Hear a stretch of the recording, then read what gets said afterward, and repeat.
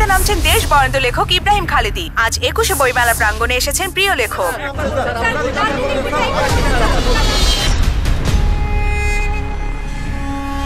সেই মেয়েলি ব্যাপার তুমি কিছু মনে করো না তো? আমার এত টাকা সুইস ব্যাংকে পাচার না হয়ে মেয়েদের কাছে পাচার হইতে ভালো। আপনি পার্সের পেমেন্ট নেন কত?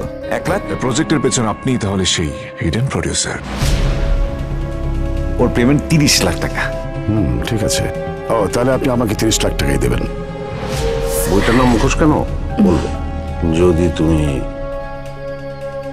রাতে সময় দাও। নেহা, শাকিরা জীবনে আর কতবার নাম চেঞ্জ করবে?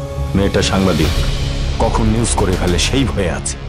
ছেড়ে দিন না। একটা মেয়ের বেডরুমে গভীর রাতে হাজবেন্ড ছাড়া আর কে প্রবেশ করতে পারে? ইব্রাহিম খালেদি। ইব্রাহিম খালিদের সাথে আমার আরো অন্তরঙ্গ হতে হবে। মেয়ে বিষয়টা কবিতার মতো, প্রত্যেকটা পৃষ্ঠা উল্টাতে যে কত আনন্দ কত মজা এটা তুমি বুঝবে না, কারণ তুমি কবিতা বোঝো না। ৪৪ পৃষ্ঠার পরে এত অমিল কেন? এই সাদা ভাই ক্ষমা করতে জানে রে। ইব্রাহিম খালেদির নতুন উপন্যাস মুখোশ প্রকাশের প্রথম দিনই ব্যান।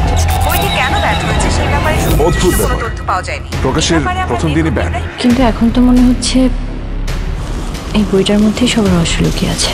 I don't care.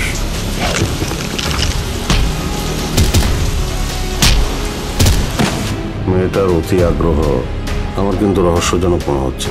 তারপর আমি রাজনীতিতে স্বাচ্ছন্দ্য বোধ করি না, কিন্তু রাজনীতিতে নামছি। লেখার সঙ্গে বাস্তবের মিল খুঁজতে যাবেন না স্যার।